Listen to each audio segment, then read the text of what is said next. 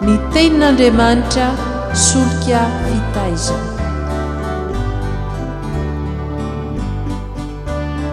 Fandaharana atolotry ny radio teny fiainana miaraka amin'ny fikambanana hira sy filazantsara.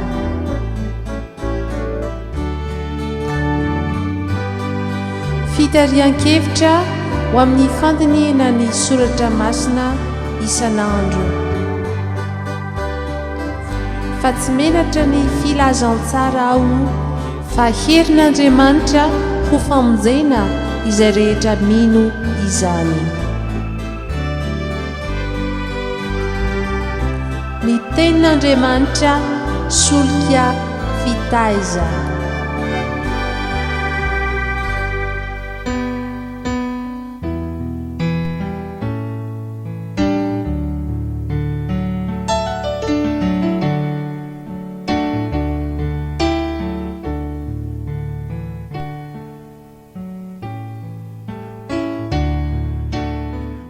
Dia mbola faly miarabanareo havana mpanaraka ity fandarana ny tenin'Andriamanitra solika vitaiza ity eto amin'ny radio teny fiainana, ary mirary indrindra ny fiadanan'ny tompo homba antsika rehetra. Amboantsika izao dindinika momba ny fandiniana ny tenin'Andriamanitra izao dia tsara raha tsy haivintsika ny loha FDB izay nomena hombanjinitsika mandritra ity herinandro ity dia ny hoe amin'ny anaran'ny tompo fantaro Andriamanitrao. Fantaro Andriamanitrao dia Andriamanitra izay inonao sy ivavahanao.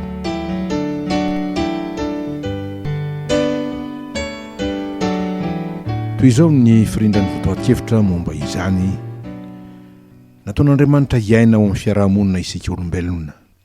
Araka ny filazan'ny mpahay momba ny fiarahamonina hoe isika dia natao ho olon'ny fiarahamonina na homo socius amin'ny teny latina izany.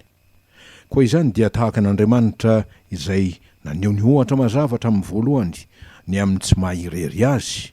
Raha ny teny izy tamin'ny fotoana namoronany izao tontolo izao ka nanao hoe andeha isika morona olona tahaka ny endritsika araka ny tarehintsika. Genesis 1:20 zany.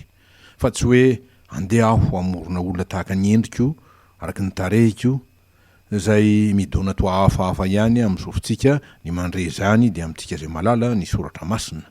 Koa tsy iza no miteny eto isika fa Andriamanitra izay manondro ny matrinité masina azy, araka ny filazantsika azy hoe Andriamanitra telo izay iray dia ny Ray sy ny Zanaka ary ny fanahy masina. Fampianarana lehibe ho antsika araka izany ny amin'ny ahafantarantsika sy ny ahatsiarovantsika fa tsy nataon'Andriamanitra hiaina ho iresika olombelona na koa ho an'ny tenantsika ihany, ny atao hoe oloko azy.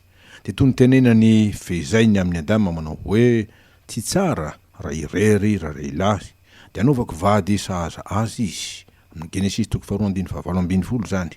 Ary dia nanterany soratra masina izany teny zany amin'ny hoe tsara ny roa noho ny ray.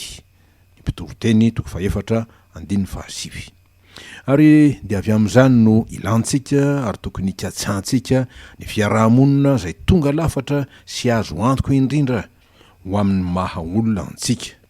Tsy inona izany fa ny fiarahamonina miaraka amin'Andriamanitra izay nahary antsika sady mpamonjy sady mpiahy antsika.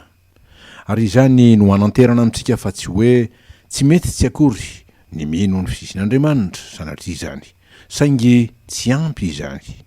Fa ny tena ilaintsika mantsy ary takian'Andriamanitra amintsika raha teo koa dia ny ananantsika firaisana aminy. Ary amin'ny alalan'izany dia ny fifandraisana akaiky sy maripototra aminy. Koa na inona mety ho tafiotra na onja mahery izay manemotra ny fiainantsika dia mitoetra ao amin'ny firaisana amin'Andriamanitra io isika ary raisy lahatra ny amin'ny fahamarinan'ny teny Jesosy manao hoe ny ondrika io izy miaino ny feoko ary raha mahalala azy ary izy manaraka azy ary raha manome azy fiainana mandrakizay ka tsy ho very izy mandrakizay ary tsy isy andrombaka azy amin'ny tanako. Ary dia anterina zany teny zany amin'ny hoe ny raiko izay nanome ahy dia lehibe noho izy rehetra ary tsy misy mahay mandrombaka amin'ny tanany ray, izaho sy ny ray dia iray ihany. Pirazantsara ny Joana 10:7-20 ka hatramin'ny 7 ireo tenin' Jesosy ireo. Izany dia ny mba ilazana fa ny firaisantsika tsirairay isam-batan'olona amin'Andriamanitra no zava-dehibe indrindra sady fototra izay tokony hifantohana sy koloina tsy mitsahatra.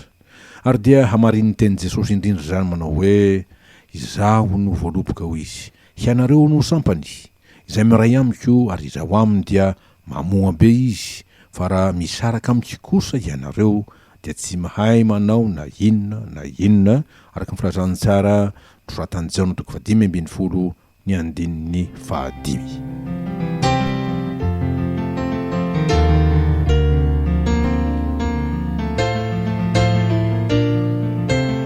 Raha fehezina, fantaro Andriamanitra sady Andriamanitra ao aminy ny fahatanterahana sy ny fahatsarana rehetra, ary ao amin'ny indrindra no misy ny tokom-pamonjena na ao amin'ity fiainana ity na ao amin'ny ho avy dia fiainana mandrakizay.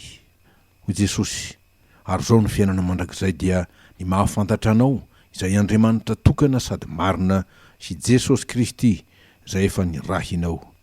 Jaona 7:7 koa dia fantaro Andriamanitra ao. Ary amin'izany dia azo atao vahiny aminao ny soratra masina, fa efa nomena ao avokoa ny saina mba hahafantarantsika ny tompo izay inoantsika. Ary dia raiso ka azony ny teny araka ny teny mpanao salama manao hoe fantatritsika loatra ato am-poko no iraketako ny teninao mba tsy hanotako aminao. Salamo 7:20 ny andiny 120 zany. Zany hoe raha dika mba tsy ho tapaka ny firaisako sy ny fifandraisako amin'Andriamanitra tompoko sady mpamonjy ahy.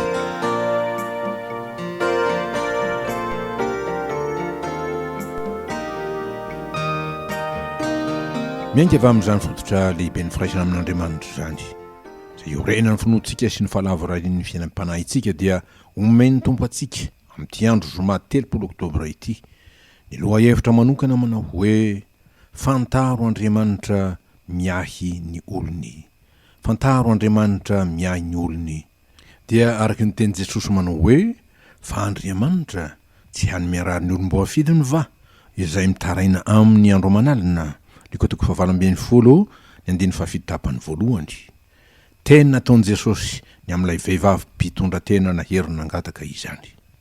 Ny vaky teny voalohany araka izany dia ny boky Salamo 7:20 ny andiny 1-9, teny vavolombelona izay nataon'i Davida ny amin'ny namonjen'Andriamanitra azy tamin'ny fahatereny no ny fahavalony izay niremby azy fatratra hahafaty azy dia Isaolo mpanjaka zany. Hoy ny teny nataon'i Davida mamintona izany: fony azo pahoriana aho dia niantso an'i Jehova, eny Andriamanitro no nitarainako. Ny haino ny feko da ho an-tempolony izy, ary ny fitarainako teo anatrehany dia efa tonga teo an-tsofiny. Ny vaky teny faharoa, Liko 7:20-5. Fanoharana izay nataon'i Jesosy ny amin'ilay vehivavy mpitondra tena naherina nangatany ka nahazo rariny. Ka ny afatry ny tompo dia ny hoe tsy mety raha tsy mivavaka mandrakariva isika ka tsy reraka.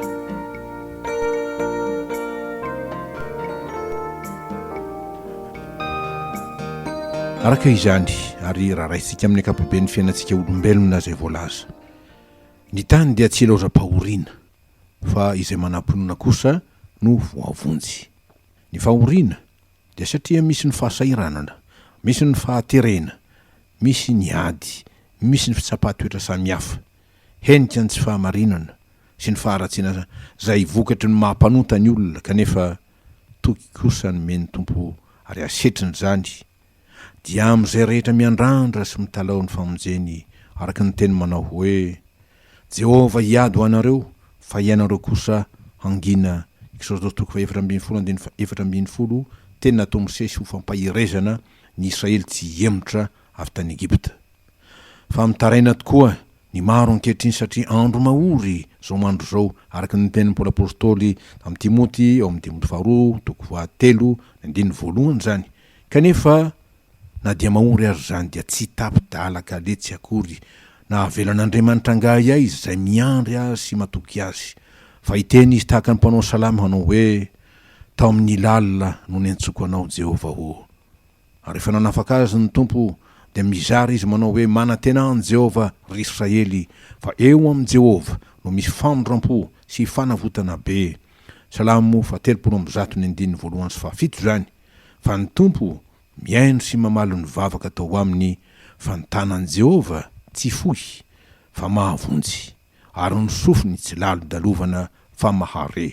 Isaia 7:20 zany. Ny fanontaniana izay petraky ny tompo amintsika eto dia ny hoe raha avy ny zanak'olona moa hita finoana ety ambonin'ny tany va izy. Amin'ny 9 amin'ny liko 9:20.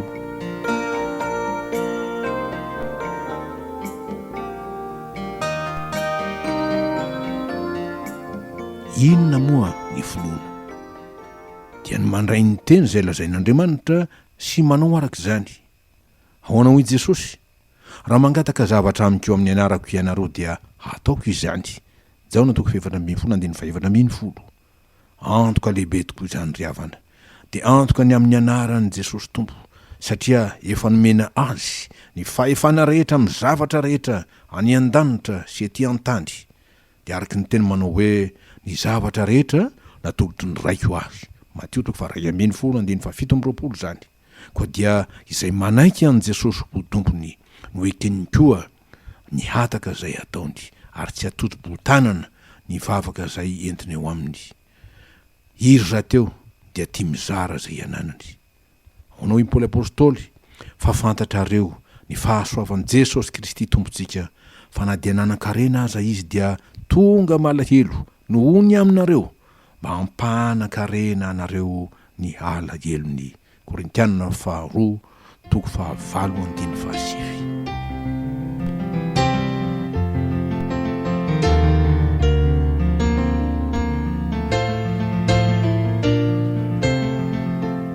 Andeha ho fezintsika ny fotoatin-dresaka tamin'ity andro ity, mikasika ny amin'ny hoe fantaro Andriamanitra izay miahy ny olony. Dia milaza zany fa Andriamanitra dia miaino ary mpiaino ny vavaka ataontsika ary mpamaly ny hataka izay atao aminy. Eny, miahy anao izy ary vonina ny iahy anao mandraka riva. Dia isahirana izany.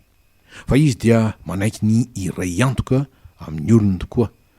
Ary dia izay koa no hevitry ny teny Jesosy amin'izay rehetra manaraka azy manao hoe indro zao izy momba nareo mandraka riva mba hara-pahatonga ny fahataperany izao tontolo izao. Mateo 5:20 zany. Ho anao ry havako izay difitry ny fahoriana ary tojo ny antsarotra sady tsy ombo tratra. Tianao va ny tompo mombanao sy hamaly ny vavakanao? Mihavana ary amin'Andriamanitra ary havaozy ny firaisanao amin'i Jesosy, ny fanoloranao tena ho azy, fa vony izy iray antoka aminao satria mpamonjy matoky sy marina ny tompo.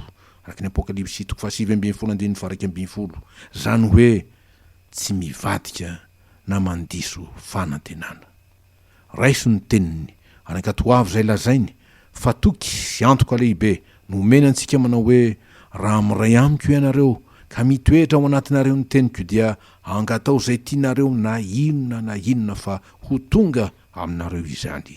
Jaona 5:17. Izay ny finoana izay tadiaviny. Koa dia matoky fa tsy izy tsy ho tanteraka ny teny rehetra ataon'Andriamanitra. Ho voninahitran'Andriamanitra irery ihany ao amin'ny anaran'i Jesosy Kristy, Tompo sady mpamonjitsika. Amen.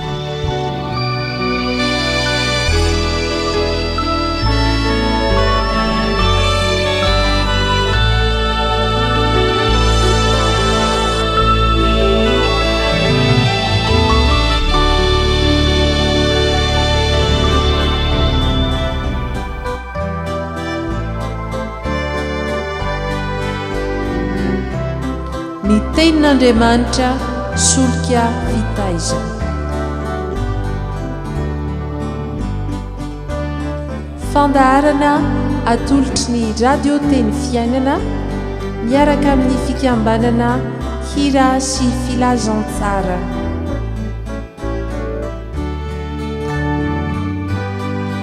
fitarian-kevitra ho amin'ny fandiniana ny soratra masina isan'andro